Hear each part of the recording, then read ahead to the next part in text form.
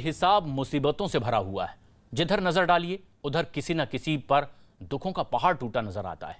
दुश्वारियों से भरे इस वक्त में कुछ लोग ऐसे भी हैं जो कहीं कहीं पर भी लोगों के चेहरे पर मुस्कान लाने के काम में जुटे हुए हैं, तो कई ऐसे भी लोगों की तकलीफों के काम करने में जुटे हुए हैं। और महामारी के दौर में यही वो महानायक भी हैं जो कोरोना काल में लोगों की मदद के लिए किसी पहाड़ की तरह डटे हुए हैं।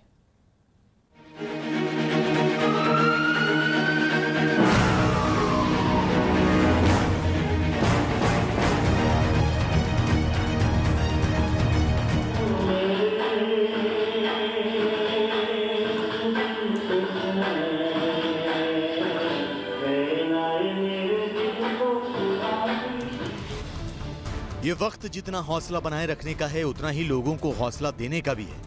महामारी से पार पाना भले ही अभी दुश्वारियों भरा लग रहा हो, लेकिन जब हम इसी मुश्किल भरे दौर की कुछ कहानियां देखेंगे तो यकीन कीजिए आपकी राय कई मायनों में बदल जाएगी। क्योंकि अब जो कहानी हम आपको दिखाने जा रहे हैं वो महामारी के दौर में उन योद्धाओं की कहानी है जिनके हौसले, जिनकी हिम्मत, जिनके जज्बे, जिनके निस्वार्थ भाव ने मिसाल कायम की है।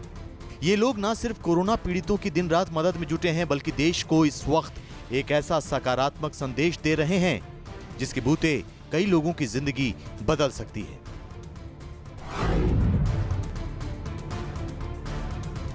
महामारी की मुसीबतों के बीच जब लोग एक दूसरे की मदद करने से भी कतरा रहे हैं, तब ट्विंकल कालिया और हिमांशु कालिया जैसे लोग उदाहरण की तरह सामने आते हैं। उत्तरी दिल्ली के प्रताप नगर इलाके में रहने वाली ट्विंकल कालिया दिल्ली की पहली महिला एम्बुलेंस ड्राइवर हैं जो इस वक्त किसी देवदूत की तरह कोरोना पीड़ितों की मदद में जुटी हैं। कोरोना पीड़ितों तक मदद पहुंचाने का मामला हो या फिर किसी कोरोना पीड़ित की लाश का अंतिम संस्कार करना हो, ये बेहिचक महामारी की चुनौतियों के बीच लोगों की मदद में जुटी हैं। आइए आपको मिलवाते हैं दिल्ली की उस सुपर वुमन से जिनके हौसले ने एक नई मिसाल कायम की है। ट्विंकल, सबसे पहले तो आपसे ये जानना चाहेंगे कि ये कोरोना के समय में आप इतनी मदद कर रही हैं, आपको डर नहीं लगता? अगर कुछ होना है तो घर में बैठे भी तो हो सकता है ना, पैर स्लिप होते भी तो जिंदगी खत्म हो सकती है, तो क्यों नहीं किसी की मदद करके किसी की जिंदगी बचाई जाए, क्योंकि सब कुछ तो ऊपर वाले के हाथ में है, उसी के हाथ में जीना और मरना रखा हुआ है। तो हम लोग अपनी एक इंसान ही इंसान की मदद कर सकता है, जानवर चाह के भी नहीं कर सकता। तो बस इसी दौड़ में हम लोग सेवा में लगे। आप लोगों ने एक वो सेंटर यहाँ पे खोल रखा है मेरे ख्याल से, जिसमें आपको कॉल्स है, उसके बारे में थोड़ा बताइए और कैसे आप लोग रिएक्ट करते हैं और क्या करते हैं फिर? हमारे मोबाइल नंबर्स हैं जिस पे हमें कॉल आती है, और देन जैसे ही कॉल आती है हम लोग एम्बुलेंस प्रोवाइड कर देते हैं। अभी तक मेरे पास जो हैं 12 एम्बुलेंस जो हैं वर्किंग में हैं इस समय।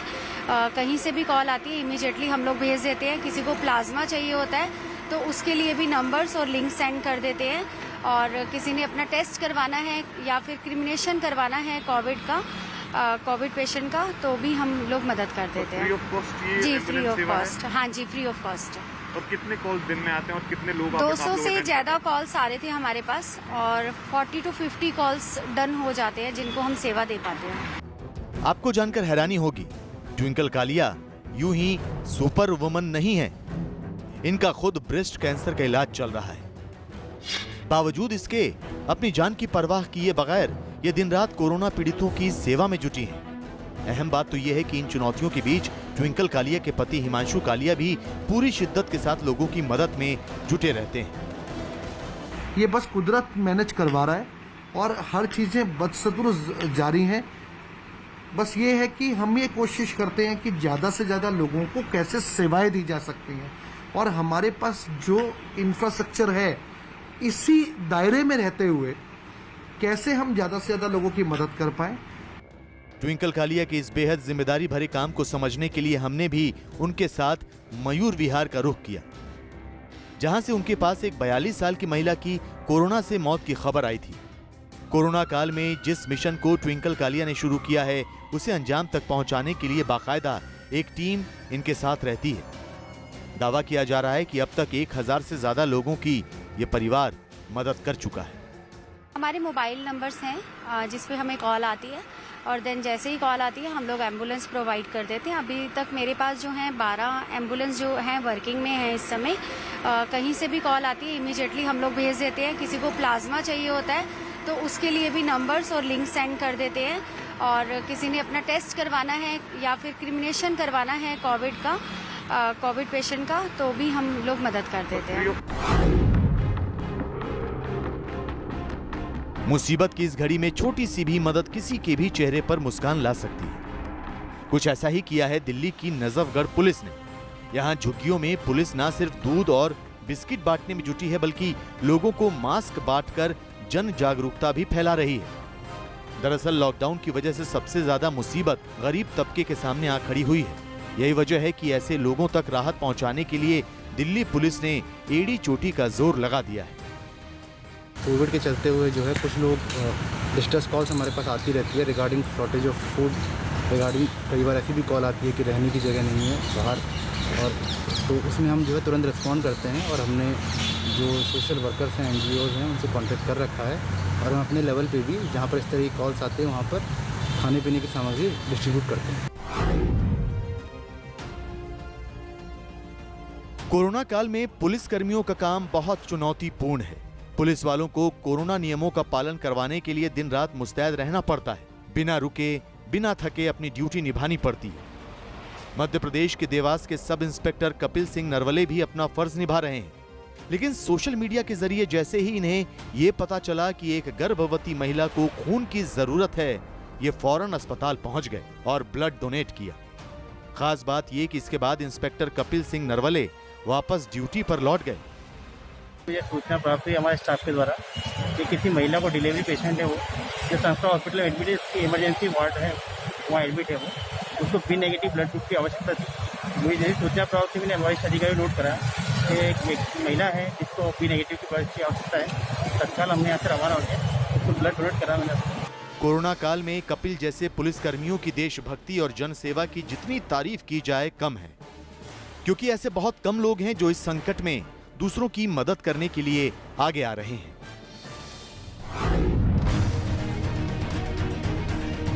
कोरोना के इस आफतकाल में जहां कुछ लोग अपनों से किनारा कर रहे हैं, वहीं बिहार के वैशाली से आई ये तस्वीरें एक सबक है। दरअसल वैशाली के इस सामुदायिक चिकित्सा केंद्र में कोरोना की वजह से एक व्यक्ति की मौत हो गई। मरीज की मौत के बाद उसका कोई भी परिजन अंतिम संस्कार करने के लिए सामने नहीं आया। 20 घंटे तक उसका शव पड़ा रहा। यही नहीं, शव को अंतिम संस्कार करने के लिए ले जाना भी मुश्किल था, क्योंकि एम्बुलेंस की हालत बेहद खराब थी। एम्बुलेंस कई सालों से बंद पड़ा था। ऐसे में चिकित्सा प्रभारी खुद कोरोना मरीज का शव कंधों पर लेकर शमशान घाट पहुंचे। PPE किट पहनकर सामुदायिक चिकित्सा केंद्र के कर्मचारियों ने कोरोना से मारे गए शख्स का अंतिम संस्कार किया। शव वाहन 3 है, एक डेडिकेटेड महुआ के लिए है, 2 जिला स्तर पर है, जो कि हम अंबेडकर जो कोविड हॉस्पिटल है, ITI हॉस्पिटल उसके लिए, प्लस पब्लिक का।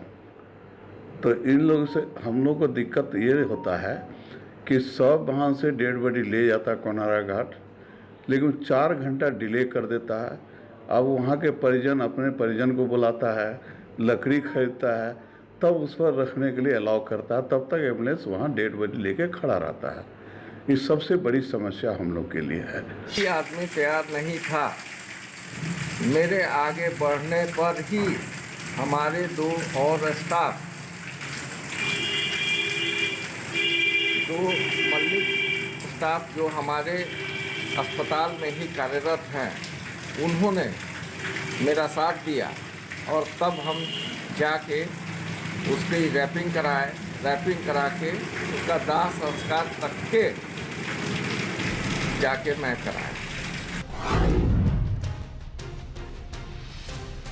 केंद्र और राज्य सरकारें जहां लोगों तक राहत पहुंचाने के काम में जुटी हैं, वहीं दिल्ली के गुरुद्वारा बंगला साहिब ने 400 ऑक्सीजन बेड के साथ एक कोविड केयर सेंटर खोला है।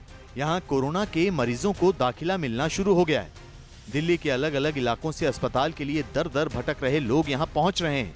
कोरोना काल में गुरुद्वारा बंगला साहिब हमेशा की तरह लोगों की सेवा में जुटा है।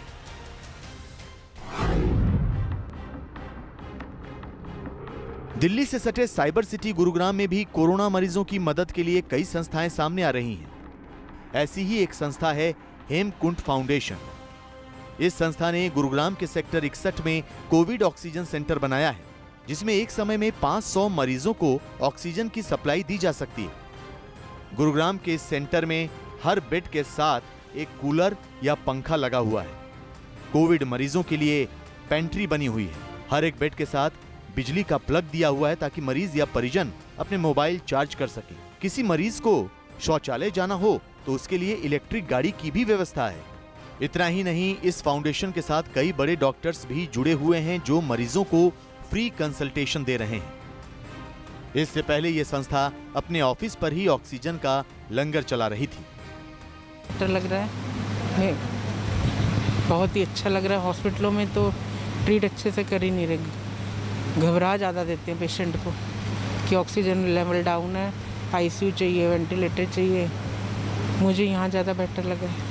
हम छोटे छोटे O2 सेंटर्स बना रहे हैं। अभी मध्य प्रदेश ये कार्स जा रही हैं and our team will be going to Madhya Pradesh as well.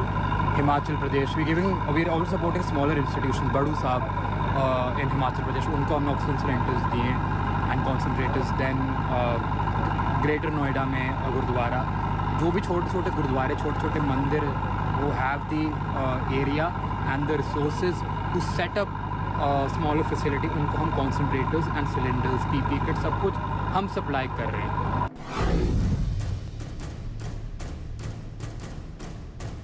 Madhya Pradesh में लॉकडाउन की वजह से बुरहानपुर के असहाय बुजुर्ग और दिव्यांगों के पेट की आग बुझाने का काम कर रही है ये संस्था। रोटी बैंक सेवा, जन सहयोग और बिना सरकारी मदद के ऐसे लोगों को रोजाना गर्मा गर्म पौष्टिक भोजन पहुंचा रही है। यही नहीं, ये संस्था लोगों को कोरोना से बचाव और वैक्सीनेशन के लिए जागरूक करने का काम भी कर रही है। रोटी बैंक से रोजाना नियमित रूप से मुफ्त भोजन हासिल करने वाले बुजुर्ग भी इस सेवा से काफी खुश हैं और इससे जुड़े लोगों की तारीफ करते नहीं थकते। साल भर हो गए देख रहे हैं, साल भर से देख रहे हैं हम। गरीबों को टिफिन आ रहा है, बेचारे को कहीं होता नहीं उनसे, उनको आधी रोटी मिल रही है तो बहुत अच्छा काम है। आज समाज और देश को ऐसे ही लोगों की जरूरत है जो निस्वार्थ भाव से लोगों की मदद करें और कोरोना से जंग को जीतने में अपना किरदार अदा करें। भारत में ऐसे लोगों की कोई कमी भी नहीं है। ऐसे में ये उम्मीद करना बेमानी नहीं होगा कि कोरोना से हम लड़ेंगे और जल्द जीत भी हासिल करेंगे।